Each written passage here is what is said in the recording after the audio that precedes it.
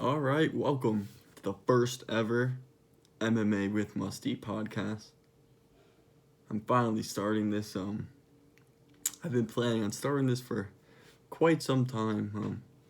Had to work a few things out, figure out what I wanted to do, slack off a little bit, but now here we are. We're live, we're recording.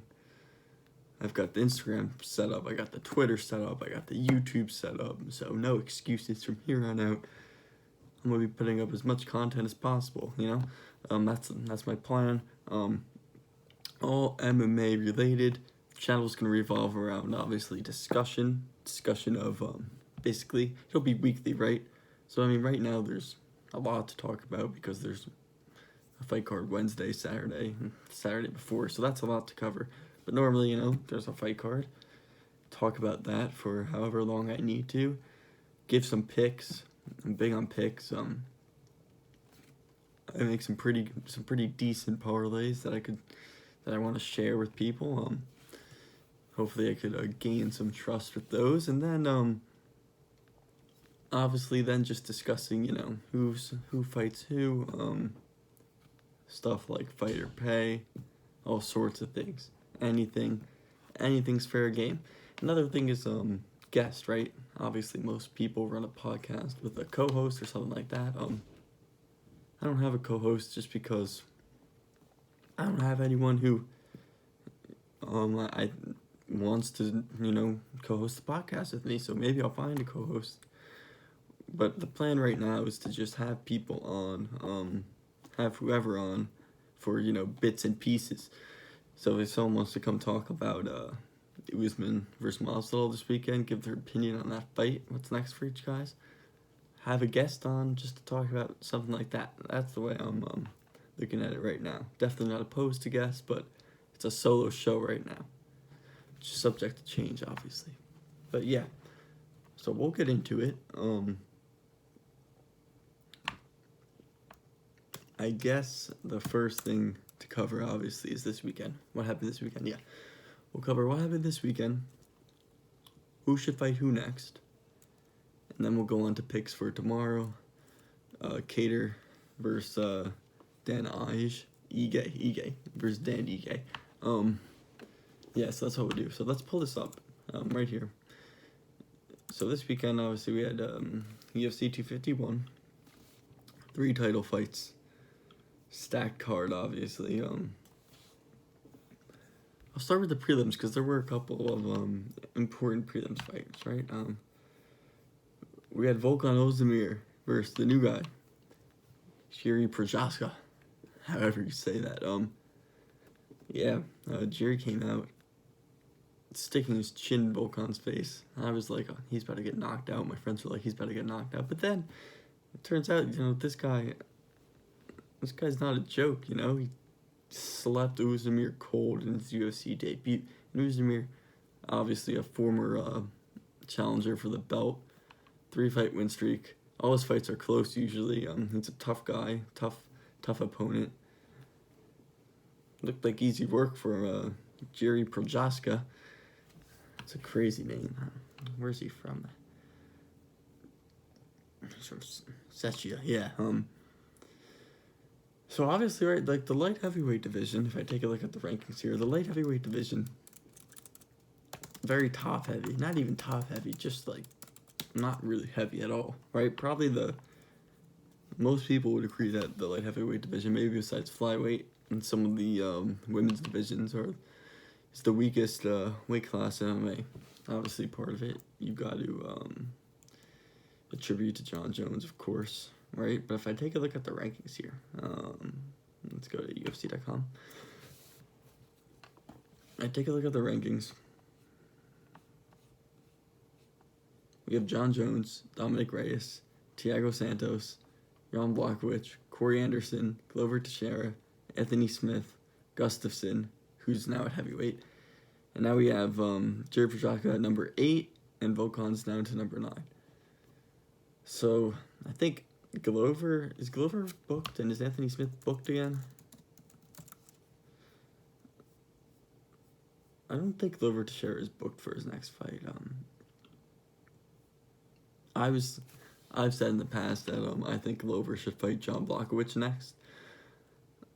That way, if Glover wants another shot at the title, I say that's it. That's how he gets it. He has to get through that man, the Polish dude. But John Jones might not be fighting, which in that case, I say you book Dominic Reyes and John Blachowicz for the belt. Then maybe you put Glover Teixeira with Thiago Santos, and then all you have left is Anthony Smith and Corey Anderson for Jerry Prochaska. I know I'm butchering his name right now, but you could. Anthony Smith and Corey Anderson are both coming off L's, obviously, but I think you give him one of those guys, right? You have Jerry one of those guys. He beats one of those guys. Now he's right in there. He's right in there with Reyes, Santos, and Jan Blachowicz, and I guess Glover Teixeira. So yeah, that's what I would do. It's really a pretty clear path to the title, especially if John Jones vacates the belt because he's upset about his paycheck, right? You make Dom Reyes versus John Blachowicz for the belt. You give Glover Thiago.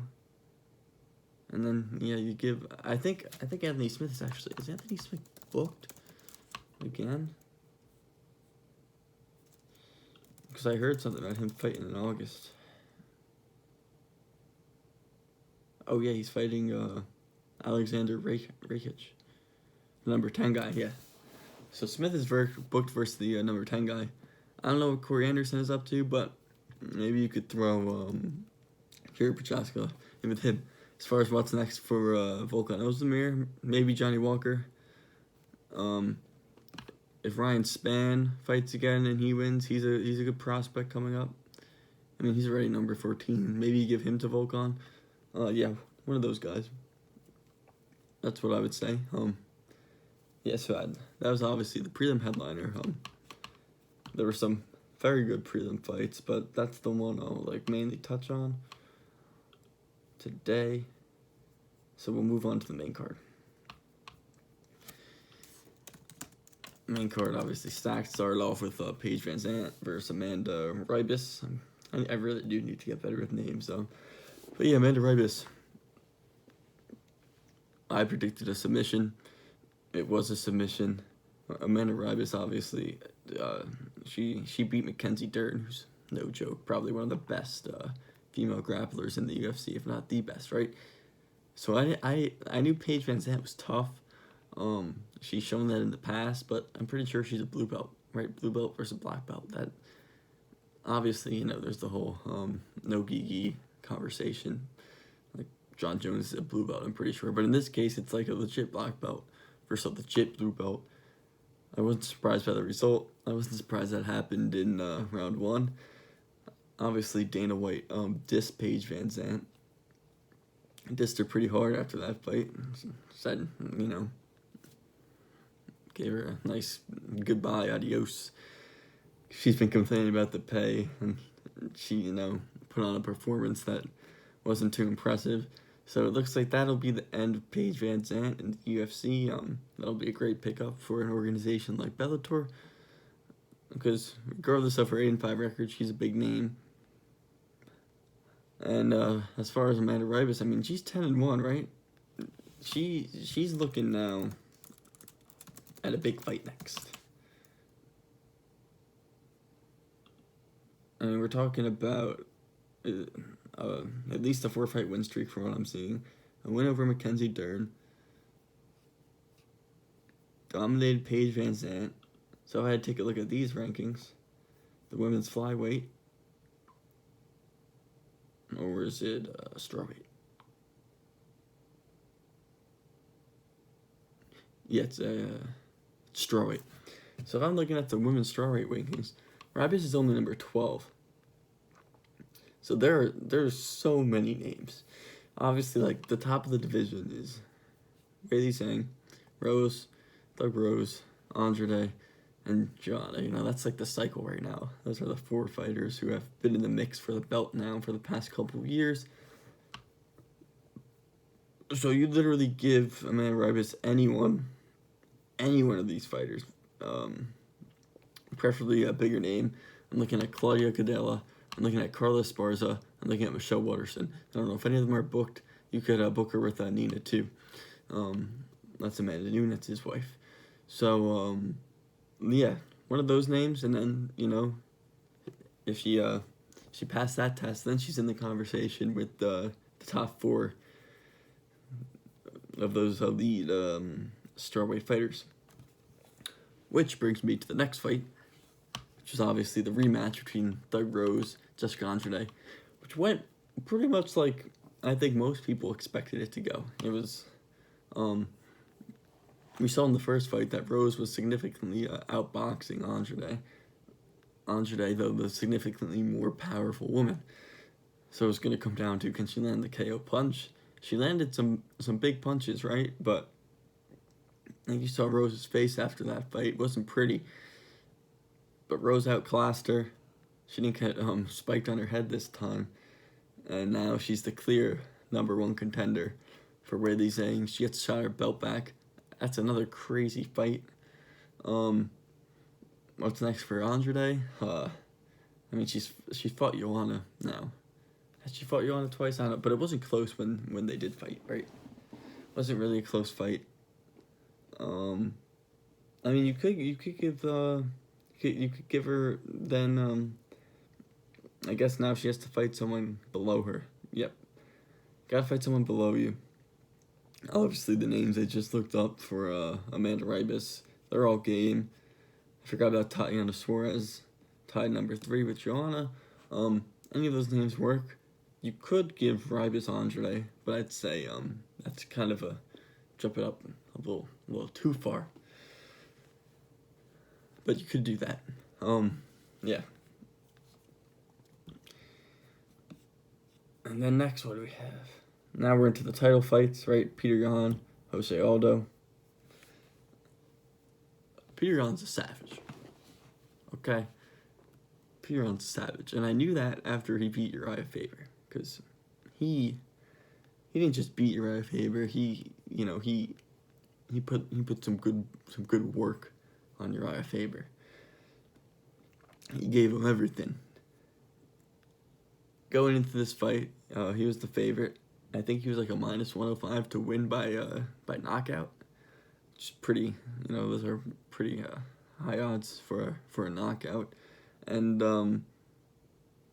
I was expecting him to kind of outbox Aldo a little bit, maybe get him out of there in round 3. But what actually ended up happening was, first 3 rounds they were trading pretty evenly. Aldo showed very respectable boxing, which we've seen obviously throughout the course of his career, and especially since he's gotten older, he's taken a more boxing hand heavy approach as opposed to Muay Thai, I'd say. He doesn't throw the leg kicks like he used to, obviously. But what happened was Peter Yan was just a cardio machine. And Aldo kind of tired out in the 4th and 5th round, and he couldn't keep the pace in the championship rounds. Got warmed down, landed some big shots on the feet, and then on the ground he just wore him out. Obviously, a late stoppage wasn't fun to watch, especially to a guy like Jose. But big win for Peter Yan. I think it's Peter. And now that division, obviously, without Cejudo, I couldn't tell you if Peter Yan is gonna, defend the belt. He got Aljamain Sterling coming at him next, most likely. You got Cody Garbrandt back in the mix. You got Marlon Moraes. He actually beat Jose in his last fight. I think Marlon Moraes just got COVID. Fun fact. Not fun, but just a fact. You got Jimmy Rivera is fighting Cody Stamann tomorrow, so that's a big fight. Because the winner of that fight, obviously, then gets shot at one of the top 7 guys. But yeah, you give Jan Sterling next, I'd say. you give Cody, maybe give Cody Marlon. I mean, this division is crazy because then you got T.J. Dillashaw coming back too. I think in January. I'd like to see Dillashaw fight Dom Cruz when he comes back, just because the first fight was so good between them. I know Dom Cruz might be a little past his prime at this point, but we don't know what Dillashaw is gonna look back after a lengthy suspension, right? But tomorrow we got Jimmy Rivera versus Cody Stamann. Jimmy Rivera's the favorite, but that doesn't really play into the title picture right now. I don't know what's next for Aldo. You would think that would be Aldo's probably last shot at gold. So I don't know what's next for Aldo, but either way, now you got Jan up there looking to reign. But Aljamain Sterling, that's not an easy fight. I'll probably have to see Cody eventually. Might have to see Dillashaw eventually. Probably have to see Marlon eventually. So that's a crazy division. I could see the belt switching hands multiple times over the next couple years. Next up, we got Volkanovski Holloway. Listen, I'm Team Holloway. I'm not gonna sit here and be like, Volkanovski, fake champ. I'm not gonna be like that, but it's kind of weird. It's kind of weird to now have Volkanovski reigning over the division that Max reigned over for so long after arguably losing to Max, right? It's like, it's technically 2-0 Volkanovski, but I think we need a trilogy. I really think we need a trilogy. I think you book the trilogy immediately. You have him fight again for all the marbles. Whoever wins takes it. Other guy has to work back to it. Because obviously, we got Ortega, Chan Sung Jung, right? That's coming up. And got Zabits in there at number 2. Is he fighting? What's his name?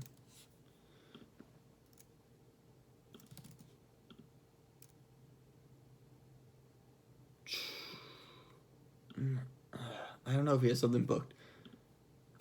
I would put him versus Yair Rodriguez. That's a crazy fight. Or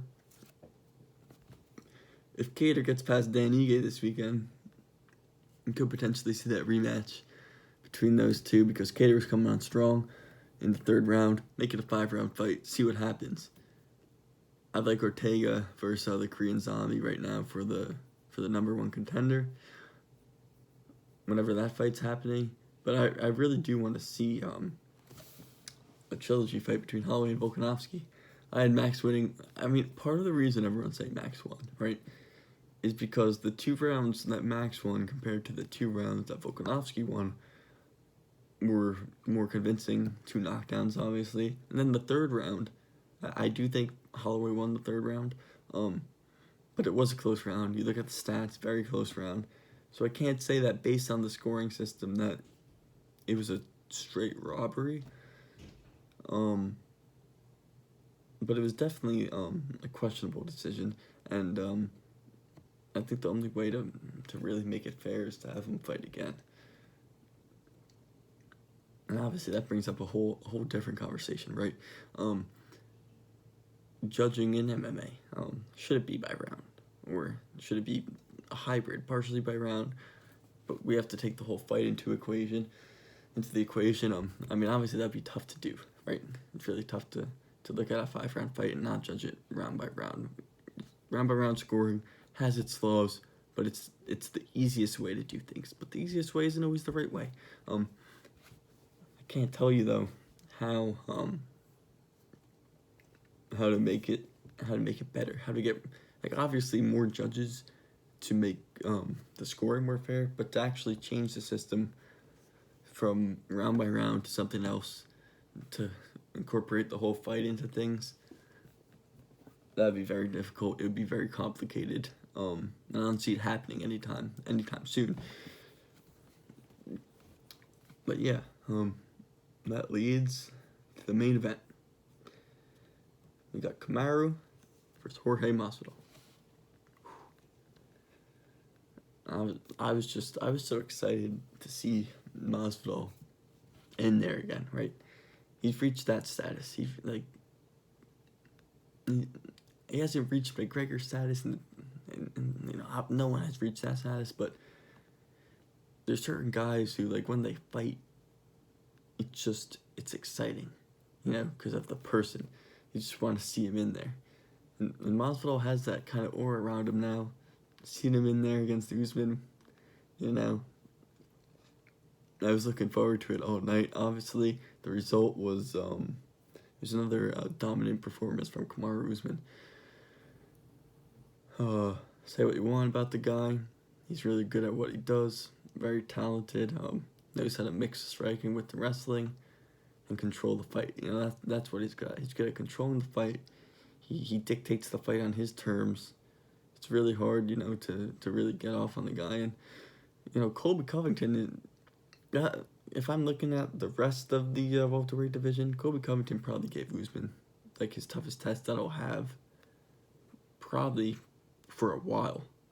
I think Gilbert Burns is a solid competitor, but Usman probably edges him out. And then, besides that, I think you throw Usman in there with a guy with a striking background, I think he beats him every time. Unfortunately, for all the strikers out there, it's kind of like a Khabib thing. He's different than Khabib, though. Khabib is more get you on the ground, you're not getting up. Usman is more just wear on you, lean against the fence in the clinch, throw shots, take you down, let you get back up, push you back there, strike with you a little bit, right back in. It's a little different. I'd say it's more boring. Personally, I think it's a more boring style than someone like Khabib, but it's effective.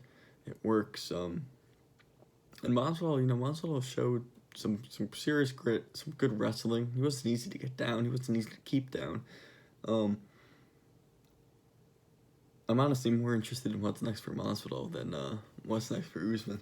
Just the funny part, right? Like, Masvidal took the fight on 6 days' notice, but he still won. And I think as long as he ain't getting embarrassed, I think he was going to win regardless. 6 days' notice, he can obviously say, well, if I had a full training camp, it would be a different fight. Would it be a different fight? I don't know. I mean, it'd probably be a little more competitive in the later rounds, but Usman would probably still, do his thing. But Masvidal doesn't really lose that much, He doesn't lose that much. If anything, he gains the spotlight. He got his big headliner card. He got his big payday, and his next fight will probably be just as big. I read today that now that he's a star, you don't want to put him with a wrestler next. You don't want to put him with someone like Colby Covington, who will do the same thing. Usman gave to me. You want to milk the cash a little bit, milk the hype, which I understand. I'm totally okay with it. So now, we take a look at our rankings again. I think Gilbert Burns is next for Usman, and I think Leon Edwards is next for Masvidal. Now, I saw Ariel Helwani, he laid out his plan. He said, hey, Leon Edwards, he's on an 8-fight win streak. The only reason he didn't get the Woodley fight is because of the whole COVID situation. He wasn't allowed to fight. And now he's being robbed of his shot just because, he's not the biggest draw. Well, okay, but Gilbert Burns took his spot. Life isn't always fair. And Leon Edwards, if he fights Jorge Masvidal, there's a history there, obviously, with the backstage fight. I think that's just what makes sense right now. What doesn't make sense, in my opinion, is Leon versus Burns for a number one contender spot. I mean, it obviously, it depends when Usman wants to fight again. He seems like the type of guy who is okay with fighting every, 6 months, just about. So I think we won't see him probably until next year, maybe December. So if he's off, obviously you can't give him to Burns. I mean, I think you can make the top 4 guys: Gilbert Burns, Colby Covington, Leon Edwards, and Jorge Masvidal. I think you could book all 4 of those guys together any way you want. The way I would do it, the way I would honestly do it, even though it doesn't make that much sense, is Burns versus Covington, Edwards versus Masvidal. I just think those 2 guys, those 2 fights, those are good matchups. Those are fun fights. But as far as who deserves the next title shot, I think Burns and Edwards, that's just whoever's available, whoever they decide to offer it to. But I could totally see the UFC making them fight each other just because they're not huge draws. Yeah, and especially if Usman sits out. If not, I would give it to Burns just because he's kind of risen up in the past year, and Edwards hasn't fought in a long time. Obviously, not entirely his fault, but it makes more sense for Burns right now. So yeah.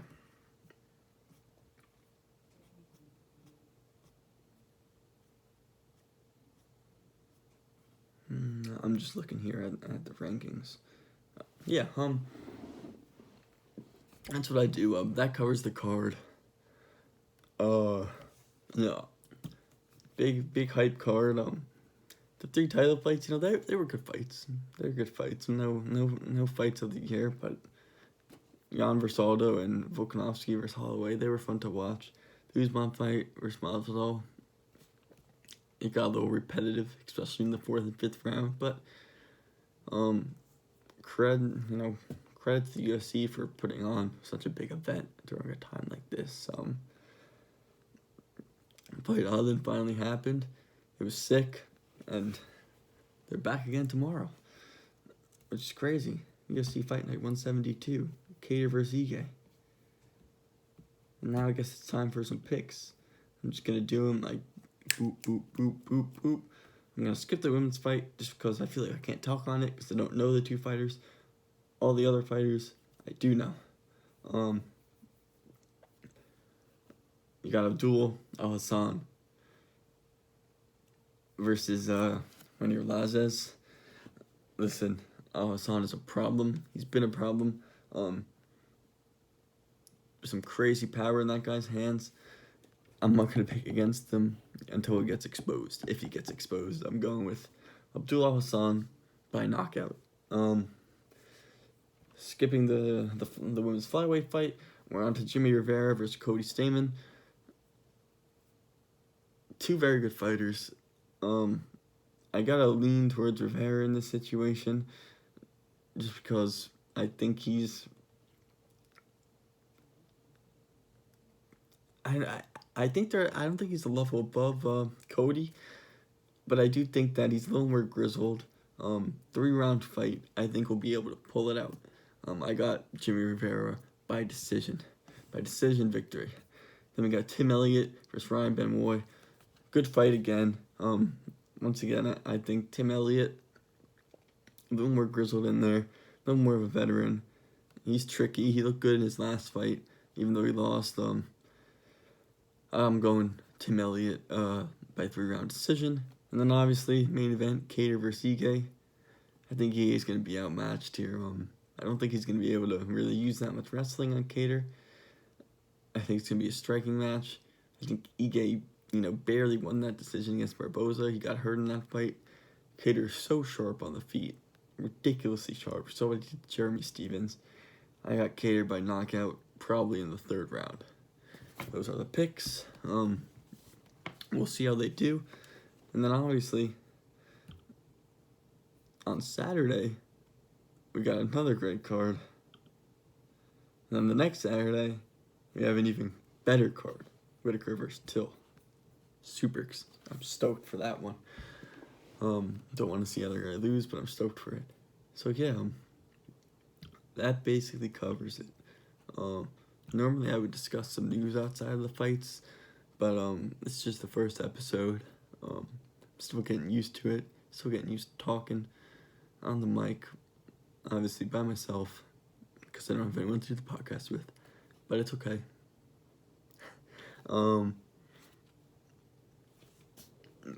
But yeah, I don't think there's that much to discuss right now. aside from, this weekend and what's next for each fighter, it's Conor McGregor's birthday. Happy birthday. Yeah. There hasn't been anything that crazy going on besides UFC 4, which I got the beta for today, and I'll be uploading some footage hopefully from the beta. From what I've played so far, I don't know if I like it. I don't know if I think the game flows better on the feet in terms of like the grappling, the clinch, and the striking from what I played. But as far as the grappling on the ground, it's what I really wanted them to kind of sharpen up, and I don't know if they did. From what I saw, they really didn't. New submission software is whack, in my opinion. But it's just a beta. I think they're taking, obviously suggestions from the beta on what to make better. But if we're hoping for a whole new ground system, I don't think that's what we're going to get. But I'm not going to sit here and complain. First episode of MMA with Musty. Complete. I might put out 2 episodes this week. I might put out, actually no, I'll probably just put out 1 episode, but before Saturday I'll be posting pics on my Instagram and on my Twitter. I'll leave those in the description. Feel free to follow. Feel free to like this video. Feel free to subscribe. Really just trying to grow here. And if you want to come on the podcast, if you want to talk, leave a comment or message me. We can make that happen. Once again, I don't have a co-host. It could be a part of something big here. We're taking over. Alright. I'll see you guys on the next episode, and look out for more picks for Saturday night.